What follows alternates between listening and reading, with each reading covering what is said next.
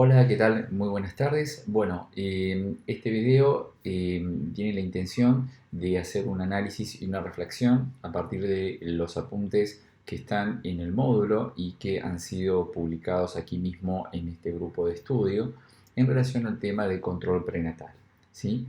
Primero quiero agradecerles muchísimo la amabilidad que tuvieron en participar de la tarea número 5, que fue un pequeño cuestionario en línea bajo la plataforma se llama Google Formularios o Google Forms. Primero agradecerle a las personas que lo hicieron y también a los que lo intentaron hacer pero no pudieron cumplir con los tiempos.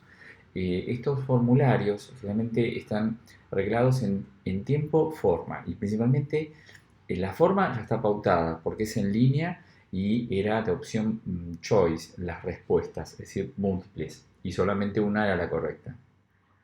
Pero aquí el tiempo juega una variable muy importante, porque el sistema automáticamente, si el plazo había comenzado a las 20 horas, al momento que se publicó, a las 16 se daba por finalizado. Si uno empezó un minutito antes de las 16 y no completa ese formulario antes de las 16, el formulario se cierra absolutamente y no permite a la persona que había accedido a darlo por finalizado, ni mucho menos enviarlo ni siquiera a un incompleto.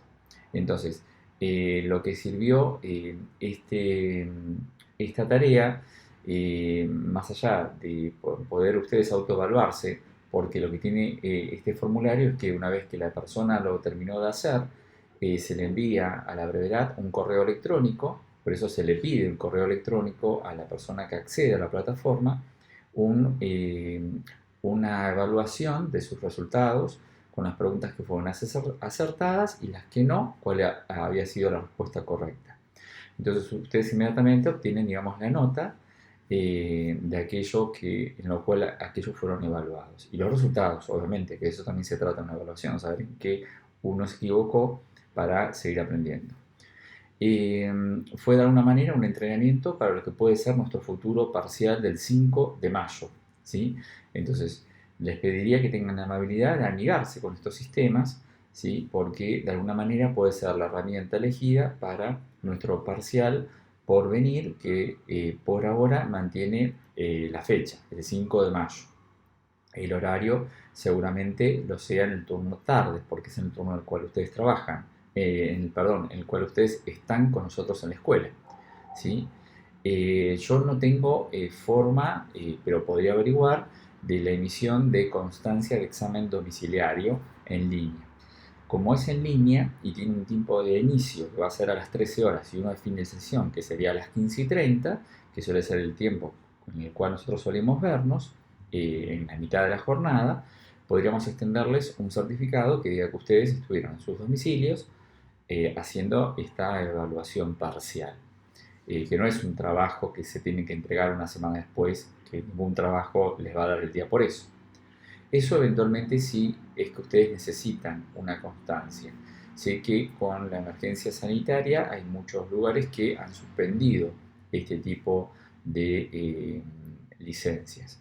Pero bueno, si alguno las necesitaría, se pudiera quizás redactar y buscar una manera de una firma digital de las autoridades de la escuela y ustedes presentar en sus trabajos una constancia que seguramente vaya a servirles para justificar los días por examen. Si alguien lo necesita, por favor se contacta conmigo por esta misma página o bien llamándome a mi número móvil, mandando un mensaje y yo averiguo a la brevedad para ver si eso va a ser posible. Bien, el tema que hoy vamos a ver, ¿sí? No, es bastante importante, no le quita rigor científico, es control prenatal, ¿sí? En el transcurso de lo que se espera como un embarazo normal, ¿sí? Es el mismo artículo que ustedes tienen publicado acá en la página, ¿sí? Bien, de la introducción vamos a leer la meta fundamental que tiene el cuidado prenatal como herramienta de seguimiento de la salud, no solamente de la gestante, sino del producto en gestación. Recuerden que mínimo estoy diciendo, ¿no? Producto en gestación. Yo sé que ese nombre puede sonar un poco duro y muy poco amable, pero es la manera en que se tiene que decir, ¿sí? Dice, la meta fundamental es de proveer un adecuado cuidado prenatal es mejorar y mantener la salud y el bienestar de, dice la madre, ¿sí? La gestante, los niños por nacer y sus familias. Esto involucra evaluar y monitorizar el estado de salud de la mujer y sus niños no nacidos lo más precozmente posible, durante el embarazo y hasta el nacimiento, ¿sí? Entonces, el control prenatal es una herramienta que tiene el sistema de salud, más allá de su relación presupuestaria que tenga, está destinado a hacer un seguimiento de la mujer en estado de gravidez y el seguimiento del producto de gestación hasta el momento en que se nace. Muy bien. El segundo tema que aborda este artículo es el cuidado preconcepcional, ¿sí? Digamos, nosotros vamos a ver cuidado prenatal, antes del nacimiento. Y las consideraciones preconcepcionales, preconcepcional, ¿qué significa? Antes de la concepción, es decir, ni siquiera estando embarazada. Amerita un cuidado, es decir, un cuidado generalmente del tipo ginecológico, de la salud de las mujeres en edad fértil. Es lo que apunta este texto en particular.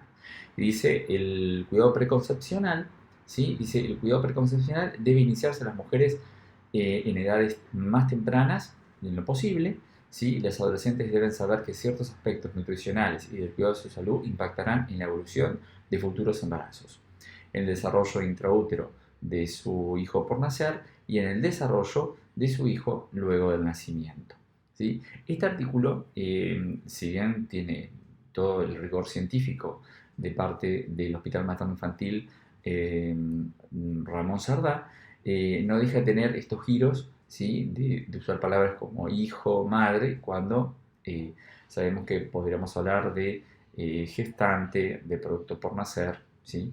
Pero tratemos siempre de buscar el lado más científico, ¿sí? Porque es la manera en que se corresponde mucho más a la hora de abordar estos temas. El cuidado y asesoramiento preconcepcional debe evaluar información acerca de los riesgos de los estilos de vida que se adopten, los genéticos, médicos y psicosociales. Entonces, en cuidado preconcepcional, bueno, el primer el tema que aborda es el de las infecciones. Dice, toda mujer debe estar informada acerca de la importancia de conocer los estados serológicos, ¿sí? Respecto al HIV, por su transmisión de verticalidad durante la gestación y en el momento del trabajo de parto, la hepatitis B, la rubiola, la toxoplasmosis, ¿sí? Sífilis, gonorrea, citomegalovirus, Chagas, todas infecciones que pueden desencadenar en el embarazo alteraciones en tanto malformaciones congénitas, digamos en el mejor de los casos, o en el peor de todos, perderse los embarazos como abortos espontáneos. Bueno, también habla de la importancia del cuidado preconcepcional frente a las enfermedades metabólicas, principalmente, obviamente, tenerse diabetes y principalmente diabetes tipo 2, disculpen, tipo 1, es decir, la forma de insulino dependiente, ya que a partir de la semana 20 todos los embarazos se muestran diabetógenos, ¿sí? Esto cuando veamos diabetes gestacional, vamos a escuchar esta definición, que per se o por sí mismo, todo embarazo cursa como de alto riesgo para desencadenar alguna forma de intolerancia a los hidratos de carbono, en tanto al metabolismo del hidrato de carbono, no porque como me cae mal, sino al metabolismo. Entonces dice que los embarazos siempre promueven cierto estado diabetógeno. Entonces, si hay el antecedente, el embarazo agrava esa situación. En relación al tratamiento de patologías preexistentes, ¿sí? Por ejemplo, también lo vamos a ver en hipertensión inducida por el embarazo o estados hipertensivos que se inducen por el embarazo. Una mujer que tenga hipertensión arterial establecida, que es una enfermedad crónica, si embaraza, los antihipertensivos tienen que modificarse porque no todos los antihipertensivos pueden ser consumidos cuando uno embaraza, ¿sí? Por ejemplo, ya tenemos que saber que los IECA, ¿sí? Los inhibidores de la angiotensina, ¿sí? Inhibidores de la enzima convertidora de angiotensina, IECA, como el enalapril o el captopril, Y los ARA2, los antagonistas de los receptores agonista 2, para nada están recomendados durante la gestación, porque se han demostrado que son severamente teratogénicos en el embrión y el feto. Entonces, si hay una enfermedad crónica, hay que ver que la medicación que está tomando va quizás tener que cambiar para evitar la alteración sobre el producto en gestación. La prevención de malformaciones, ¿sí? Hoy por hoy tenemos por ley la incorporación del ácido fólico en todas las harinas. Entonces, antiguamente, hace más de 20 años, el ácido fólico era un suplemento persistente en el consumo durante el embarazo y mucho más aún en el primer trimestre, donde está el periodo embrionario, ¿sí? Porque se ha demostrado que el déficit de ácido fólico genera alteraciones en el cierre del tubo neural, ¿sí? Y expone al niño a una de las enfermedades típicas que después vamos a ver en pediatría, que es la espina bífida. Es una malformación que no permitió el cierre del el trayecto medular, y al exponerse al saco amniótico, obviamente es un niño que nace con severos problemas en torno a la capacidad motora baja y contención vesical e intestinal, por ejemplo. Entonces el ácido fólico al día de hoy está por ley incorporado a las harinas. Entonces toda mujer en edad fértil, en la medida que consuma harinas de todo tipo, los panificados principalmente, ya está consumiendo periódicamente una cantidad mínima recomendada de ácido fólico, y entonces la exposición a este tipo de malformaciones en el embrión y el feto después están reducidas. Igual vamos a ver que se sigue recomendando su consumo, y principalmente en el primer trimestre, que es el más susceptible de las malformaciones. El asesoramiento genético, ¿sí?, es también parte de lo que es el cuidado preconcepcional en relación siempre a las patologías que uno pueda estar padeciendo genéticamente o a los antecedentes familiares, principalmente las primeras generaciones, en relación a padres y madres que se tengan, ¿sí? Obviamente la nutrición, ¿sí?, la comorbilidad que puede generar tanto el déficit como el exceso de peso son todo un problema para sobrellevar gestaciones saludables. Igual la premisa es que ninguna mujer, aún con obesidad que puede considerarse grado 1, 2 o peor, la peor de todas, grado 3, que es morbilidad absoluta o obesidad mórbida, no se puede exponer a un régimen dietario, ¿sí? Lo que hay que mantener es un saludable aumento de peso, aún dentro de la morbilidad del peso. Pero la intención preconcepcional es que el peso no sea ni déficit ni tampoco el exceso. Bien, vamos a, ya ahora sí, estamos siguiendo la lectura del artículo que ustedes tienen, ¿eh? No estamos leyendo otra cosa que lo que ustedes tienen. Para lo que sirve este video es para que ustedes escuchen como un medio de resumen o de explicarse lo que a veces a la primera lectura resulta complejo, ¿sí? Igual recuerden que está habilitado los comentarios debajo de este video para cualquier pregunta y consulta que quieran hacer. Y también, obviamente, el teléfono móvil de lunes a viernes de 13 a 18 horas. Bienvenido a cualquier duda y consulta. Muy bien. Pero estos son temas que hay que estudiar porque van a ser seguramente evaluados en las instancias parciales o de recuperatorio, y obviamente en los finales. Dice control prenatal. Vamos a la definición. Dice conjunto de acciones médicas y asistenciales que se concretan en entrevistas o visitas programadas con el equipo de salud a fin de controlar la evolución del embarazo y obtener una adecuada preparación para el parto y la crianza del recién nacido, con la finalidad de disminuir los riesgos de este proceso fisiológico, ¿sí? Luego vamos a ver la periodicidad, ¿sí?, o la frecuencia con la cual vamos a encontrarnos para un control prenatal. Hoy lo vamos a ver en el marco de los embarazos que transcurren normalmente sin patología agregada o sin antecedentes previos, porque vamos a ver que a nivel las visitas van modificando su régimen en la medida que aparecen, ¿sí?, patologías o hay antecedentes previos. Esto es importantísimo, que es un poco, digamos, el ABC del control prenatal. Es decir, el control prenatal debe ser Dice, precoz, debe iniciarse en el primer trimestre del embarazo, en cuanto se haya diagnosticado el embarazo para establecer fehacientemente la edad gestacional, posibilitar las acciones de prevención y promoción de la salud y determinar factores de riesgo. Entonces, el ABC empieza por ser precoz. Cuanto antes lo empecemos, es muy saludable para la gestante y el producto en gestación. Periódico. La frecuencia dependerá del nivel de riesgo y el riesgo está medido, ¿sí? Recuerden que el riesgo se entiende como un factor de aquello que está presente y puede impactar en mi salud, ¿sí? No digo que yo padezca el problema, pero estoy expuesta, estoy cerca al problema. La frecuencia dependerá del nivel de riesgo médico, social y también psicológico, ¿sí? Fíjense entonces las dimensiones que tiene la periodicidad de mis encuentros, no es solamente porque una persona tenga una enfermedad determinada, sino las condiciones socioeconómicas y las psicológicas. Completo. Dice las consultas, otro punto, ¿no? Precoz, periódico y ahora completo. Dice las consultas prenatales deben ser completas en contenidos de evaluación del estado general de la mujer, la evolución del embarazo y los controles e intervenciones requeridos según la edad gestacional que se va alcanzando. Y debe ofrecer amplia cobertura. Se debe promover un control prenatal a la mayor cantidad de la población posible en base a programas educacionales, garantizando la igualdad, la accesibilidad y la gratuidad de la atención. Por eso el control prenatal no es una actividad que solamente se pueda llevar en el marco de un hospital.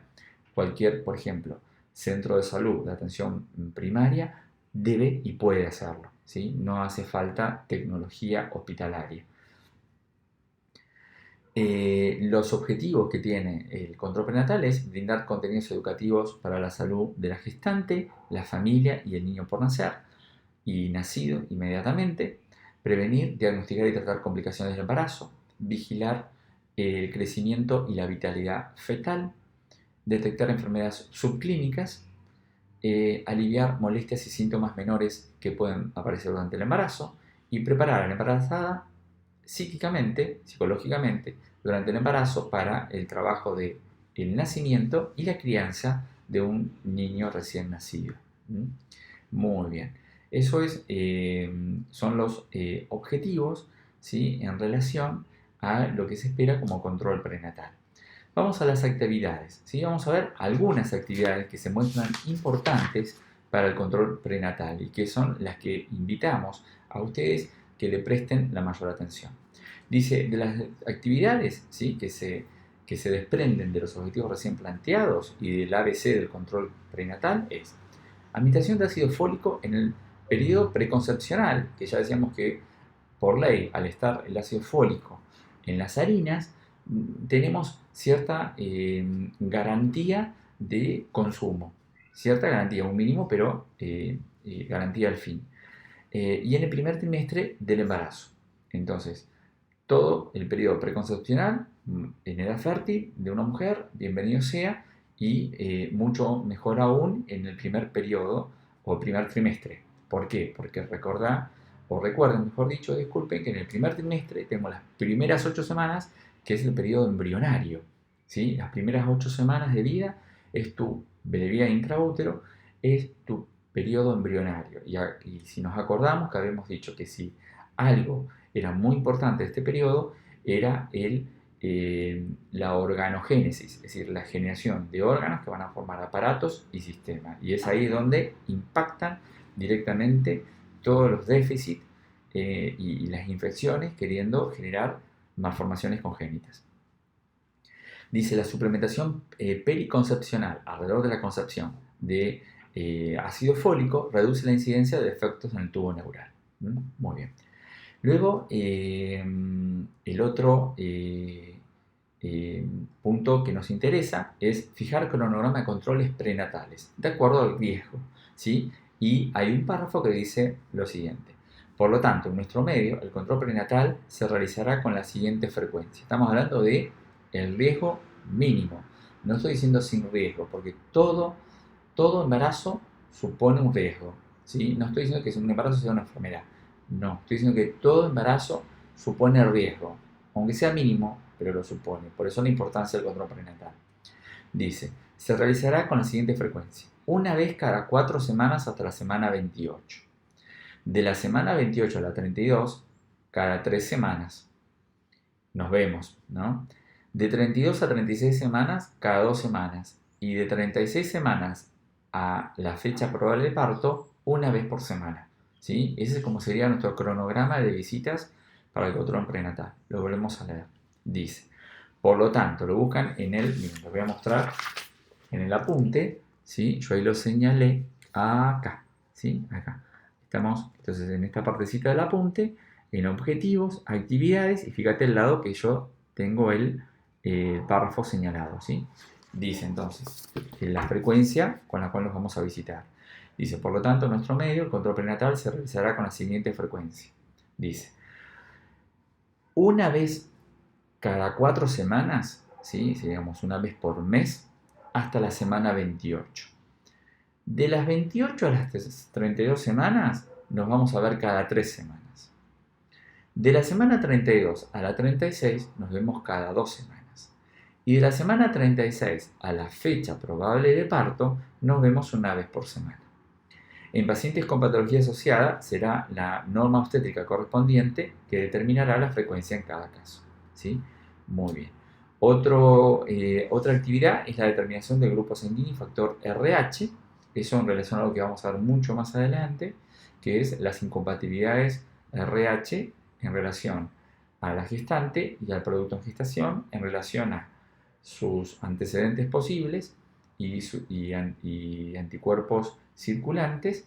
Pues va a haber reacciones que se van a hacer, análisis de sangre, que son las reacciones de Coombs, ya lo vamos a explicar más adelante, para determinar si hay anticuerpos en contra del grupo y factor del que tiene su hijo por nacer. Esto ya lo vamos a ver más adelante.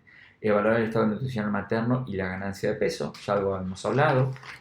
Si hubiese exceso de peso, no se expone a dieta a una mujer embarazada, pero se busca un adecuado régimen nutricional para que se gane el peso que se necesita ganar y esperado, que se calcula que no debe ser mayor a los 12 kilos al finalizar el embarazo. Como el límite que tenemos son los 12 kilos al cabo de 9 meses de embarazo, es lo que se espera como una ganancia normal, ¿sí? Eso en cuanto, y la evaluación obviamente está acompañada por la determinación antropométrica del peso en cada visita, ¿sí? Muy bien. Luego, siguiendo con otras actividades, el control riguroso de la tensión arterial, ¿sí? Cada visita amerita el control de tensión arterial de la gestante. Recuerden siempre hacerlo con las medidas de seguridad que hemos aprendido. Paciente en reposo por lo menos 10 minutos, el brazo solidario al tórax, apoyado sobre una superficie. No comprendas que obturen la circulación arterial, ni tampoco la venosa. Sentados, pies apoyados en el piso, espalda apoyada en la pared o en la silla, ¿sí? Los sistemas de tensión preferentemente aneroides, que son los más usados, calibrados, ¿sí? O si es de pared también, que estén calibrados. El control de la tensión arterial es sumamente importante, si bien conocer los valores tensionales que se tenían antes del embarazo y también conocerlos en el transcurso. ¿Por qué? Porque recuerden que habíamos dicho que por una modificación gravídica, fisiológica, normal, la tensión tiende a ser discretamente inferior a lo que normalmente se tenía. A partir de la semana 20, ya dentro de poco vamos a entrar en ese tema, hay una gran susceptibilidad a que por factores intrínsecos al embarazo pueda desencadenarse fenómenos hipertensivos en el embarazo, son por secundarismos al embarazo. Entonces, a partir de la semana 20, el control de la tensión arterial es esencialmente estricto, ¿sí? No se me puede pasar eso. Antes tampoco, pero a partir de la semana 20 es algo que uno no puede dudar, no dejar de controlar. La suplementación con hierro universal, eso está muy muy acertado, ¿sí? Recuerden que se sabe que el embarazo no está normalmente, se lo cursa con cierta anemia. Es una anemia del tipo dilucional, ¿sí? Digamos, aumenta el volumen plasmático. ¿Se acuerdan que habíamos dicho que el volumen minuto aumentaba entre un 30 a un 50% como modificación fisiológica? Esto está en el video clase de modificaciones gravídicas. Por favor, repasen ese video si no tienen oportunidad de verlo. Aumentó entre un 30 y 50% a expensas de un aumento plasmático, pero no siempre se acompaña con un recuento eritrocitario o de glóbulos rojos en misma proporcionalidad. Entonces, el número de glóbulos rojos es inferior al que se espera como normal, ¿sí? O está más diluido por la gran cantidad de plasma y hay cierto comportamiento anémico. Entonces al paciente suele indicársele a la gestante ácido fólico con hierro, generalmente de sulfato ferroso, porque es bioral el consumo, ¿sí? El hierro como tal es parenteral intramuscular o endovenoso, y en algunos casos bastante críticos en relación que hay una anemia muy marcada se da de forma parenteral, siempre diluido en una infusión que por lo menos tarda de 2 a 4 horas ser consumida, nunca en push, por favor, ¿sí? Y sí, sí hay un hierro elemental que es relativamente nuevo en el mercado que puede ser consumido vía oral, ¿sí? Y que tiene mucho mejor tolerancia que el sulfato ferroso, que es viejo conocido. Recuerden que el consumo de sulfato ferroso o este hierro, ahora no me acuerdo justo el nombre, después los invito a que ustedes busquen este nuevo hierro de consumo bioral. Yo igual después se los voy a dejar, pero intenten ustedes buscarlo también. Generalmente los suplementos de hierro son muy recomendados ser consumidos cuando son bioral, alejados de los lácteos. Recuerden, el hierro siempre alejado de los lácteos y en la medida de lo posible consumidos con zumos cítricos, porque los cítricos que tienen vitamina C aumentan la absorción del hierro. En cambio, si yo tomo un vaso de café con leche y me tomo el comprimido de sulfato ferroso, los lácteos impiden la absorción correcta del hierro. Entonces, por eso el hierro van a ver que la frecuencia en cuanto al horario de consumo suele ser a las 10 de la mañana. Es decir, lejos del desayuno, que fue a las 8 de la mañana, y lejos del almuerzo, que puede tener algún lácteo incorporado. Dice, ¿no?, acá que los ensayos clínicos randomizados, digamos, aquellos que se hacen, mostraron una mejora de la hemoglobina en los pacientes a los cuales se les suministró un suplemento de hierro durante el embarazo. Entonces, obviamente, se controla mucho mejor esta anemia fisiológica, que suele decirse así, durante el embarazo. Siguiendo con las actividades importantes del control prenatal, el diagnóstico de sífilis, Chagas, hepatitis B, toxoplasmosis y HIV. ¿Sí? Entonces, la seriología de sífilis, Chagas, hepatitis B, HIV y toxoplasmosis en cada trimestre del embarazo. Cada 3 meses hay que mandar a hacer estas seriologías. ¿Sí? No se hace una sola vez y nunca más. Este artículo, ¿sí?, que es del 2002, hasta ese momento se hacía una sola vez en algún momento de los 3 trimestres. ¿Sí? Ahora, en los nuevos consensos, así que esto por favor modifiquen lo que acá está escrito, se hace en cada oportunidad de cada trimestre. Es decir, una vez por cada trimestre, disculpen, una vez cada trimestre. ¿Sí? Muy bien. Eso a fin de saberse precozmente la posibilidad de que hay una infección latente, nueva, o que se tenía y ahora se tiene, y empezar el tratamiento oportuno, por todo lo que ya vimos en relación a las infecciones de transmisión sexual. Y otras infecciones, como el Chagas, que no es transmisión sexual, pero de saberse hay tratamiento. El diagnóstico precoz de las infecciones urinarias a partir de informar, ¿sí? Y acá esto lo puede hacer el enfermero, obviamente. El enfermero acá todo esto lo puede saber el enfermero, ¿sí? No hace falta una obstétrica ni un médico obstetra. Informar, educar está al alcance de todos nosotros. Y siempre es muy oportuno que el enfermero lo haga, la obstetra lo haga y el médico obstetra lo haga, ¿sí? Cuanto más veces repliquemos esta información, más plausible es la educación de la persona, que aprenda y aprenda como hábito. El diagnóstico de infecciones urinarias, ¿sí?, a partir no solamente de análisis que puedan hacerse, como la orina completa, el sedimento urinario y los serocultivos, ¿sí? Sino la posibilidad de informar que frente a determinados signos y síntomas concurran a la brevedad a la consulta con su centro de cabecera de atención, ¿sí? Que ya vimos un poquito en, por ejemplo, la uretritis, que los signos y síntomas, ¿no? La poliaquiuria, la disuria, ¿sí? El tenesmo, son todos signos y síntomas que, bueno, son generalmente síntomas. El signo podría ser algún estado febril, que estas infecciones acarreen, ameritan una rápida consulta al centro de salud. La vacunación, todo lo que sea vacunación antitetánica, que se hace entre la semana 25 y 30, ¿sí? Antiguamente se daba la vacuna doble adulto, como está acá. Ahora se da la triple bacteriana acelular, ¿sí? Entonces, entre la semana 25 y la semana 30 debe recibir esta vacuna nuevamente, ¿sí? En cada embarazo. Entonces, y la vacuna ya no es la vacuna doble adulto, como dice acá este texto, es la vacuna triple bacteriana acelular, ¿sí? Esa es la que debe poder consumirse y indicarse. Se realizarán estudios ecográficos, estudios de monitorización de la salud cardíaca fetal, eso ya un poquito vamos a ver en el día miércoles con monitorización de fetal, ¿sí? Entonces los estudios ecográficos deberán realizarse y si durante el embarazo normal una ecografía antes de la semana 20 es una indicación y después de la semana 32 de gestación también. ¿Sí? No se hace una ecografía en cada visita, sino entonces una por lo menos antes de la semana 20 y otra a partir de la semana 32. Después hay también exámenes mamarios de rutina, ¿sí?